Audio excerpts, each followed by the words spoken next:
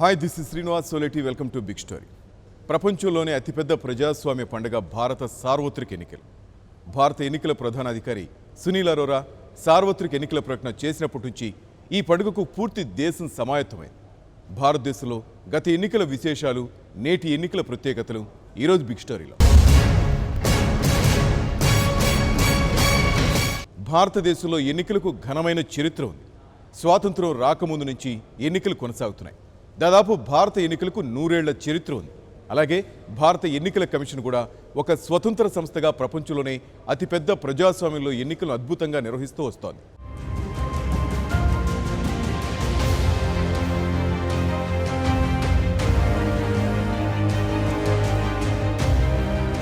British ఇండియాలో 1920లోనే imperial legislative కౌన్సిల్కు, provincial కౌన్సిళ్లకు ఎన్నికలు జరిగాయి. భారత చరిత్రలో ఇవే మొదటి ఎన్నికలు. హర్సింగ్ గౌర్ నాయకత్వంలోని డెమోక్రటిక్ పార్టీ 48 స్థానాలు గెలుచుకుందప్పుడు. తరువాత 1923లో స్వరాజ్ పార్టీ 38 స్థానాలు గెలుచుకుంది. స్వరాజ్ పార్టీకి నాయకుడు మోతీలాల్ నెహ్రూ. 1926 ఎన్నికల్లో కూడా స్వరాజ్ పార్టీదే ఆధిక్యం. 1930 ఎన్నికల్లో హర్సింగ్ గౌర్ నాయకత్వంలోని నేషనలిస్ట్ పార్టీ ఆధిక్యం సాధించింది. 1934 ఎన్నికల్లో మొదటిసారి మహిళలకు ఓటు హక్కు లభించింది. ఈ ఎన్నికల్లో భారత జాతీయ కాంగ్రెస్ పాల్గొని ఘన విజయం సాధించింది. అప్పుడు కాంగ్రెస్ పార్టీకి నాయకుడు భులాభాయ్ దేశాయ్. ఆ తరువాత బ్రిటిష్ ఇండియాలో జరిగిన చివరి ఎన్నికలు 1945లో జరిగాయి. ఈ ఎన్నికల్లో కూడా భారత జాతీయ కాంగ్రెస్ ఘన విజయం సాధించింది. శరత్ చంద్రబోస్ పార్టీ నాయకుడిగా ఉండేవారు.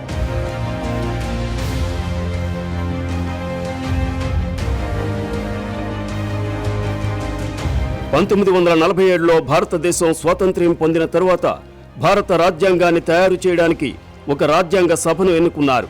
ఈ సభలో సభ్యులను పరోక్ష ఎన్నిక ద్వారా ఎన్నుకున్నారు.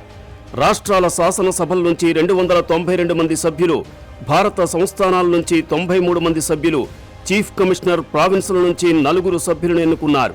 1950 జనవరి 26న భారత రాజ్యాంగాన్ని అమలుపరిచిన తరువాత స్వతంత్ర భారతదేశం సర్వసత్తాక ప్రజాస్వామ్య గణతంత్ర రాజ్యంగా అవతరించింది.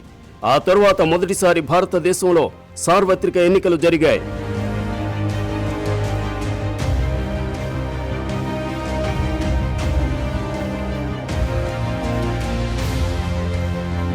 మొదటి ఎన్నికల కమిషనర్గా 1950 మార్చి 21వ తేదీన సుకుమార్ సేన్ నియుక్తులయ్యారు.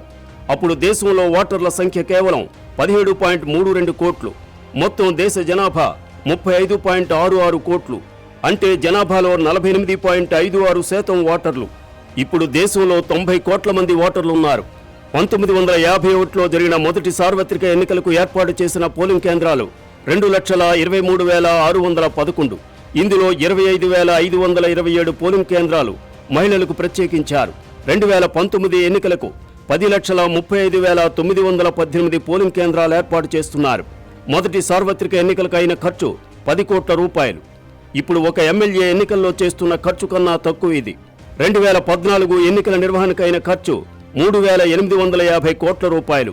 మొదటి ఎన్నికలు మొత్తం 68 విడతలు జరిగాయి. 1951 అక్టోబర్ నుంచి 1952 ఫిబ్రవరి వరకు 4 నెలల పాటు ఎన్నికలు జరిగాయి. ఇప్పుడు 7 విడతల్లో జరుగుతున్నాయి. మొదటి ఎన్నికల్లో 53 పార్టీలు పోటీ చేశాయి. 2014 ఎన్నికల్లో 464 పార్టీలు పోటీ చేశాయి. అప్పట్లో ఓటు హక్కుకు వయోపరిమితి 21 సంవత్సరాలు. 1988 తర్వాత 18 సంవత్సరాలకు తగ్గించారు.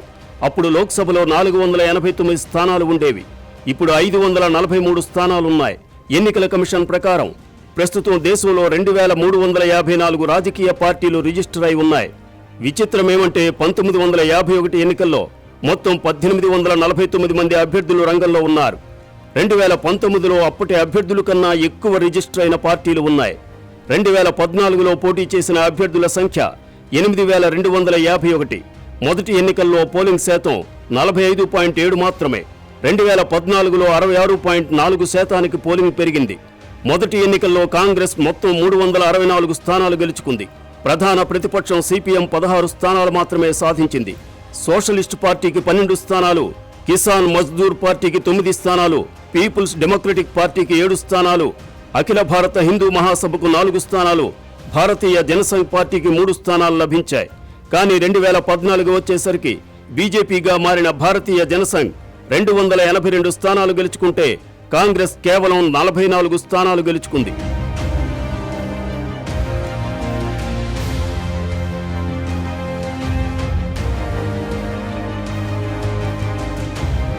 మొదటి సార్వత్రిక ఎన్నికలకైన ఖర్చు 10 కోట్లయితే 1989 తర్వాత ఎన్నికల ఖర్చు 100 కోట్లు దాటింది. 2004 నాటికి 1000 కోట్లు దాటింది. మొదటి లోక్సభ ఎన్నికలను పరిశీలిస్తే కాంగ్రెస్ ఘన విజయం సాధించింది. పండిట్ జవహర్లాల్ నెహ్రూ మొదటి ప్రధాని అయ్యారు.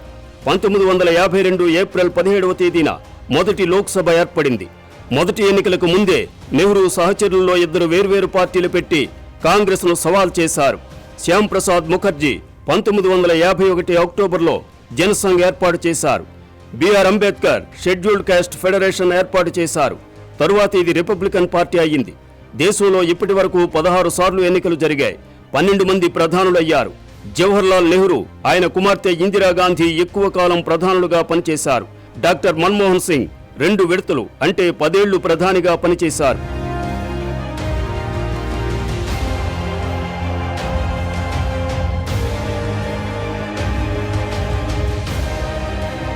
పంతొమ్మిది 1957లో రెండవ సార్వత్రిక ఎన్నికలు జరిగాయి.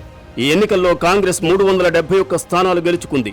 సిపిఐ 27 స్థానాలు, ప్రజా సోషలిస్టు పార్టీ 19 స్థానాలు, భారతీయ జనసంఘ్ కేవలం 4 స్థానాలు గెలిచింది. అధికారికంగా ప్రధాన ప్రతిపక్షం ఏదీ సభలో లేదు. నెహ్రూ మరోసారి ప్రధాని అయ్యారు. ఈ ఎన్నికల్లో ఒక్క మహిళ కూడా పోటీ చేయలేదు. కాంగ్రెస్ గెలుపు రథానికి 3వ సార్వత్రిక ఎన్నికల్లోనూ అడ్డంకి ఏర్పడలేదు. 1962లో జరిగిన 3వ సార్వత్రిక ఎన్నికల్లో కాంగ్రెస్ 361 స్థానాలు గెలుచుకుంది. సిపిఐ, జనసంఘ్, స్వతంత్ర పార్టీలు 2 అంకెల స్థానాలకు చేరుకోగలిగాయి. 1957 ఎన్నికల తరువాత ప్రధానిగా నెహ్రూ పంచవర్ష ప్రణాళికలతో దేశాభివృద్ధికి ఒక దిశను ఇచ్చారు. 1962లో నెహ్రూ ప్రధానిగా ఉన్నప్పుడు పొరుగున ఉన్న చైనాతో సంబంధాలు దిగజారాయి. అక్సాయ్ చిన్ వద్ద చైనా రోడ్డు నిర్మాణంతో వివాదం రగులుకుని చివరకు యుద్ధానికి దారితీసింది. యుద్ధంలో ఎదురు దెబ్బలు తినవలసి వచ్చింది. నెహ్రూ రక్షణ మంత్రి కృష్ణమేనన్ను తొలగించారు. ఆ తరువాత నెహ్రూ ఆరోగ్యం దిగజారింది. 1964 మేలో ఆయన తుది శ్వాస విడిచారు. నెహ్రూ మరణం తరువాత గుల్జారీలాల్ నందా తాత్కాలిక ప్రధానిగా 2 వారాలు పనిచేశారు. కాంగ్రెస్ పార్టీ లాల్ బహదూర్ శాస్త్రిని నాయకుడిగా ఎన్నుకున్న తరువాత దేశానికి 2వ ప్రధానిగా శాస్త్రి పదవీ బాధ్యతలు స్వీకరించారు. చైనాతో యుద్ధాన్ని ఎదుర్కొన్న దేశం మరో యుద్ధానికి సన్నద్ధం కావలసి వచ్చింది. పాకిస్తాన్ దుస్సాహసానికి పాల్పడింది. శాస్త్రి తీసుకున్న సాహసోపేత నిర్ణయాలతో పాకిస్తాన్ కంగుతింది. భారత సైన్యాలు లాహోర్ వరకు చొచ్చుకుపోయాయి. చివరకు 2 దేశాల మధ్య రష్యాలోని తాష్కెంట్లో శాంతి ఒప్పందం కుదిరింది. కానీ శాస్త్రి తాష్కెంట్లోనే గుండెపోటుతో మరణించారు. మరోసారి గుల్జారీలాల్ నందా తాత్కాలిక ప్రధానిగా 4 రోజుల పాటు బాధ్యతలు నిర్వహించారు. నెహ్రూ కుమార్తె ఇందిరాగాంధీని కాంగ్రెస్ ఎన్నుకోవడంతో ఆమె ప్రధానిగా బాధ్యతలు స్వీకరించారు. శాస్త్రి మంత్రివర్గంలో ఆమె సమాచార ప్రసార శాఖ మంత్రిగా పనిచేసేవారు. మొరార్జీ దేశాయ్ నుంచి తీవ్రమైన అభ్యంతరాలు వచ్చినాకే కామ్రాజ్ చొరవతో ఆమె ప్రధాని అయ్యారు. దేశం 2 యుద్ధాల నుంచి కోలుకోవలసి ఉంది. ఆర్థిక వ్యవస్థ మందగించింది. రూపాయి విలువ పతనమైంది. పంజాబ్, మిజోరాం వంటి రాష్ట్రాల్లో అలజడుల సమస్యను కూడా ఎదుర్కొన్నారు. కాంగ్రెస్లో అంతర్గత కుమ్ములాటల సమస్య కూడా ప్రారంభమైంది. ఈ సమస్యలన్నింటినీ ఇందిరాగాంధీ చాకచక్యంగా అధిగమించారు.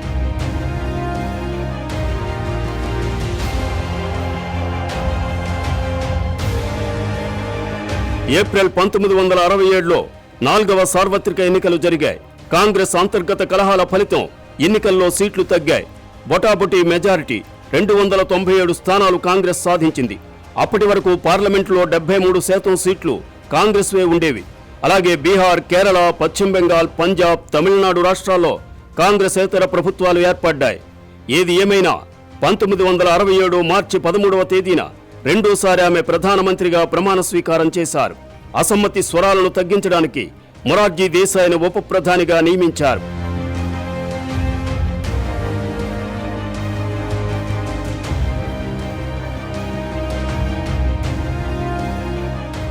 సిపిఎం మద్దతుతో 1970 డిసెంబర్ వరకు ఇందిరాగాంధీ అధికారంలో కొనసాగారు.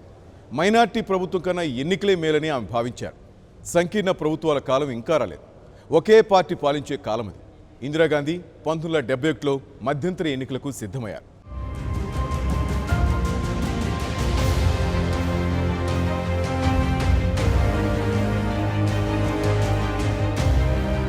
1971లో జరిగిన 5వ సార్వత్రిక ఎన్నికల్లో ఇందిరాగాంధీ ఘన విజయం సాధించారు. గరీబీ హఠావో నినాదంతో 352 స్థానాలు సాధించడంతో కాంగ్రెస్ పూర్వ వైభవాన్ని సాధించుకుంది. కఠిన నిర్ణయాలు తీసుకోవడానికి ఆమె వెనుకాడలేదు.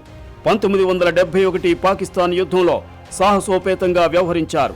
ఈ యుద్ధంలో పాకిస్తాన్ రెండుగా ముక్కలై బంగ్లాదేశ్ ఏర్పడింది. అమెరికా, చైనాల అభ్యంతరాలను కూడా ఆమె లక్ష్యపెట్టలేదు. యుద్ధం నుంచి తేరుకుని ఆర్థిక వ్యవస్థను నిలబెట్టే ప్రయత్నాలు ప్రారంభించారు. కానీ 1975 జూన్లో అలహాబాద్ హైకోర్టు ఆమె ఎన్నిక చెల్లదని, ఎన్నికల్లో అక్రమాలు జరిగాయని తీర్పు ఇచ్చింది. రాజీనామా చేసే బదులు ఆమె ఎమర్జెన్సీ ప్రకటించి అపఖ్యాతి మూటగట్టుకున్నారు. ఎమర్జెన్సీ 1977 వరకు కొనసాగింది. 1977లో 6వ సార్వత్రిక ఎన్నికలు జరిగాయి. జనతా మోర్చా కూటమి ఘన విజయం సాధించింది. కాంగ్రెస్ ఓడిపోవడం అదే మొదటిసారి. ఎమర్జెన్సీ అణిచివేతలే ఈ ఎన్నికల్లో ప్రధానంగా కాంగ్రెస్ ఓటమికి కారణాలు. జనసంఘ్, భారతీయ లోక్దల్, సోషలిస్టు పార్టీ, కాంగ్రెస్ ఓల కూటమి కలిసి జనతా పార్టీగా ఏర్పడ్డాయి. 298 స్థానాలు గెలుచుకున్నాయి. మొదటి కాంగ్రెసేతర ప్రధానిగా మొరార్జీ దేశాయ్ 1977 మార్చి 24న ప్రమాణ స్వీకారం చేశారు. కానీ మొరార్జీ దేశాయ్, చరణ్ సింగ్, బాబు జగ్జీవన్ రామ్ల మధ్య కలహాలు పెరిగాయి. ఇందిరాగాంధీపై కేసులు నడపడంతో ఆమె పట్ల ప్రజల్లో సానుభూతి పెరిగింది. చివరకు జనతా పార్టీ ముక్కలైంది. ఇందులోని జనసంఘ్ నేతలు వాజ్పేయి, అద్వానీ ఇద్దరు 1979లో బయటకు వచ్చేశారు. ప్రభుత్వానికి మద్దతు ఉపసంహరించుకున్నారు. మొరార్జీ దేశాయ్ రాజీనామా చేసిన తరువాత చరణ్ సింగ్ ప్రధాని అయ్యారు. కాంగ్రెస్ మద్దతిస్తానని చెప్పింది. చివరకు ఆయన 1980లో ఎన్నికలు ప్రకటించవలసి వచ్చింది. జనతా పార్టీ అంతర్గత కలహాలు చూసిన ప్రజలు 7వ సార్వత్రిక ఎన్నికలు 1980లో మళ్లీ కాంగ్రెస్కు పట్టం కట్టారు. కాంగ్రెస్ 351 స్థానాలు గెలుచుకుంది. జనతా పార్టీ కేవలం 32 సీట్లు లభించాయి.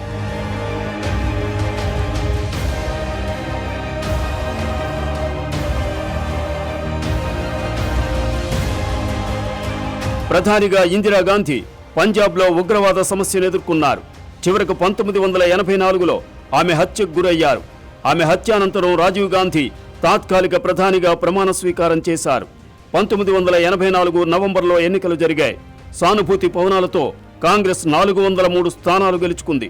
1989లో 9వ సార్వత్రిక ఎన్నికలు జరిగాయి. బోఫోర్స్ ఆరోపణలో శ్రీలంకలో శాంతి సైన్యం, పంజాబ్లో అలజడి తదితర అనేక సమస్యలు చుట్టుముట్టాయి. రాజీవ్ గాంధీ మంత్రివర్గంలో ఆర్థిక మంత్రిగా, రక్షణ మంత్రిగా ఉన్న విపి సింగ్ స్వయంగా రాజీవ్పై విమర్శలు సంధించడం ప్రారంభించారు. బోఫోర్స్ ఆరోపణల తరువాత రాజీవ్ గాంధీ రక్షణ మంత్రి పదవి నుంచి విపి సింగ్ను తొలగించారు. విపి సింగ్ కాంగ్రెస్కు రాజీనామా చేసి జనమోర్చా స్థాపించాడు. 1988లో జనమోర్చా, జనతా పార్టీ, లోక్దల్, కాంగ్రెస్ ఓలు కలిసి జనతాదళ్గా ఏర్పడ్డాయి.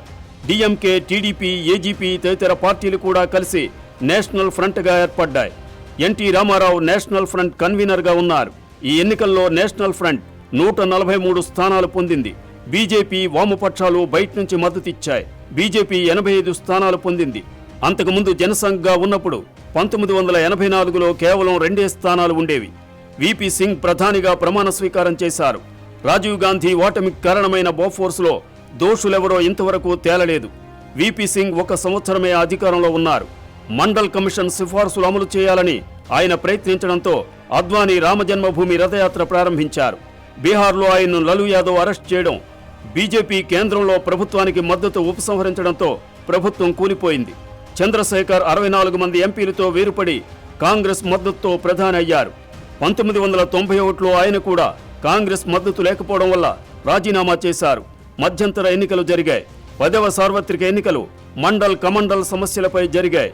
బీజేపీ రామజన్మభూమి నిర్మాణం కోసం ఓట్లడిగింది.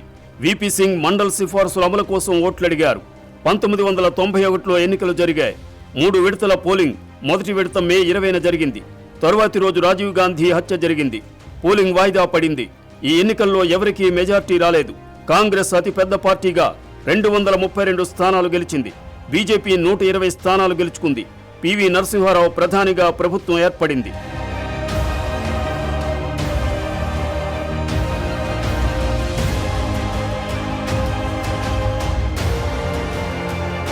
11వ సార్వత్రిక ఎన్నికల్లో హంగ్ పార్లమెంట్ ఏర్పడింది. పివి నరసింహారావు ప్రభుత్వం ఆర్థిక సంస్కరణలు ప్రవేశపెట్టింది. హర్షత్ మెహతా కుంభకోణం, జైన్ హవాలా కేసుల వల్ల ప్రభుత్వం అప్రతిష్ట పాలైంది. బాబ్రీ మస్జిద్ కూల్చివేతతో రాజకీయాల్లో పెనుమార్పులు వచ్చాయి. 1996లో ఎన్నికలు జరిగాయి. కాంగ్రెస్ కేవలం 140 స్థానాలు సాధించింది. బీజేపీ 161 స్థానాలు గెలిచింది. పెద్ద పార్టీ నాయకుడిగా వాజ్పేయిని రాష్ట్రపతి ప్రభుత్వం ఏర్పాటు చేయడానికి పిలిచారు. మే 16న ఆయన ప్రధాని అయ్యారు. కానీ మద్దతు కూడగట్టుకోలేకపోయారు. 13 రోజుల తరువాత రాజీనామా చేశారు. యునైటెడ్ ఫ్రంట్ సంకీర్ణం దేవెగౌడ ప్రధానిగా అధికారంలోకి వచ్చింది. ఆయన 1997లో మెజార్టీ కోల్పోవడం వల్ల రాజీనామా చేశారు. కాంగ్రెస్ మద్దతుతో 1997లో ఐకే గుజ్రాల్ ప్రధాని అయ్యారు. ఈ ప్రభుత్వం కూడా మరో ఏడాదిలో కూలిపోయింది. 1998లో 12వ లోక్సభకు ఎన్నికలు జరిగాయి. బీజేపీ అతి పెద్ద పార్టీగా 182 స్థానాలు సాధించింది. కాంగ్రెస్ 141 స్థానాలు గెలుచుకుంది. ప్రాంతీయ పార్టీలు 101 స్థానాలు గెలుచుకున్నాయి.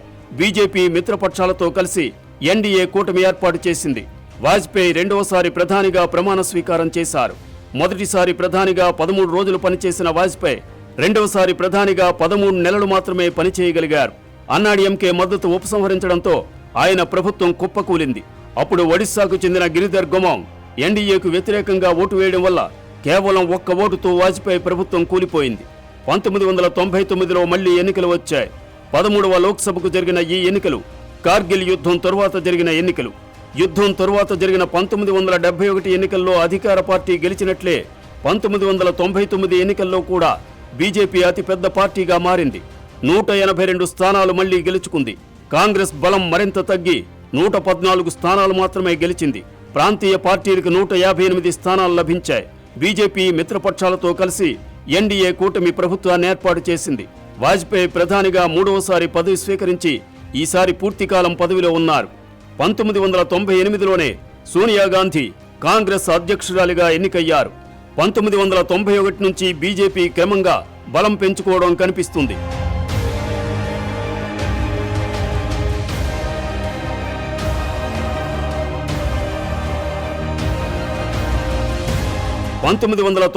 లో ప్రధానిగా వాజ్పేయి 5 ఏళ్లు పదవీకాలం తరువాత 2004లో 14వ లోక్సభకు ఎన్నికలు జరిగాయి.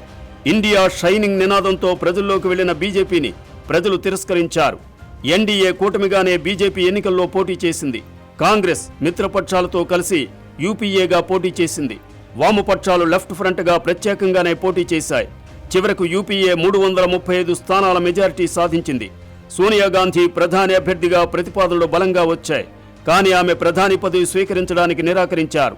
డాక్టర్ మన్మోహన్ సింగ్ ప్రధానిగా ప్రమాణ స్వీకారం చేశారు. నరసింహారావు ప్రభుత్వంలో ఆర్థిక మంత్రిగా ఆర్థిక సంస్కరణలు ప్రారంభించిన మన్మోహన్ సింగ్ కాలంలో ఆర్థిక సంస్కరణలు మరింత వేగవంతమయ్యాయి. సమాచార హక్కు చట్టం, గ్రామీణ ఉపాధి హామీ, రైతు రుణాల రద్దు వంటి చర్యలు తీసుకుంది.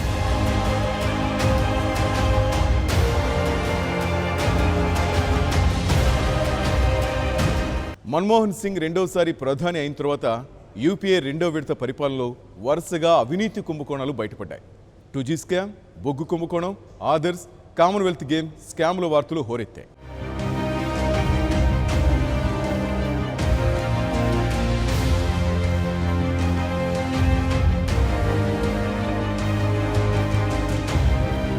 స్వతంత్ర భారతంలో జరిగిన మొట్టమొదటి లోక్సభ ఎన్నికల్లో కాంగ్రెస్ అగ్రనేత జవహర్లాల్ నెహ్రూను మించిన మెజార్టీతో ఒక తెలుగు నేత గెలుపొందారు. ఆ ఎన్నికల్లో అత్యధిక ఓట్లు పొందిన లోక్సభ అభ్యర్థిగా కూడా రికార్డు సృష్టించారు. ఆయన ఎవరో కాదు, తెలంగాణ సాయుధ పోరాట యోధుడు రావి నారాయణ రెడ్డి. హైదరాబాద్ రాష్ట్రంలోని నల్గొండ నియోజకవర్గం నుంచి పీపుల్స్ డెమోక్రటిక్ ఫ్రంట్ తరపున ఆయన పోటీ చేశారు. 1952 మార్చి 27న పోలింగ్ జరిగింది. రావి నారాయణ రెడ్డికి 3,09,162 ఓట్లు పోలవగా సమీప ప్రత్యర్థి పి భాస్కర్రావు మీద 2,22,280 ఓట్ల మెజార్టీతో గెలుపొందారు. ఉత్తరప్రదేశ్లోని అలహాబాద్ కమ్జౌన్పూర్ పశ్చిమ నియోజకవర్గం నుంచి కాంగ్రెస్ అభ్యర్థిగా పోటీ చేసిన జవహర్లాల్ నెహ్రూకు 2,33,571 ఓట్లు పడ్డాయి. తొలి లోక్సభ ఎన్నికల్లో దేశంలోనే అత్యధిక ఓట్లు పొందిన ఎంపీతో పార్లమెంటు భవనాన్ని ప్రారంభించాలని అప్పట్లో నిర్ణయించారు. దాంతో నెహ్రూ కంటే అధిక ఓట్లు సాధించిన రావి నారాయణ రెడ్డి చేతుల మీదుగా ఢిల్లీలోని పార్లమెంటు భవనం ప్రారంభమైంది.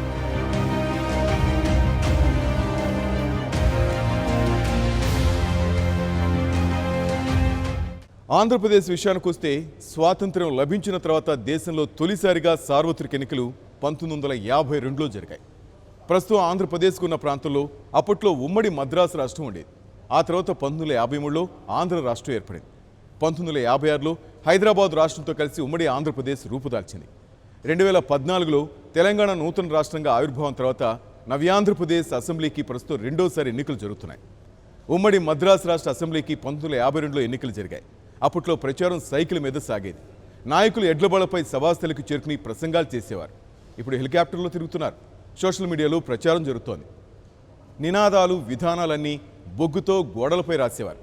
టిఎన్ శేషన్ ఇలా గోడలపై నినాదాలు ప్రచారాలను కట్టడి చేశారు. ఏది ఏమైనా 1951 మొదటిసారి ఎన్నికల నాటి పరిస్థితికి నేటి పరిస్థితికి మధ్య చాలా అంతరం ఉంది. చాలా మార్పులు వచ్చాయి. ఇది వాటి big story. Keep watching 99 TV.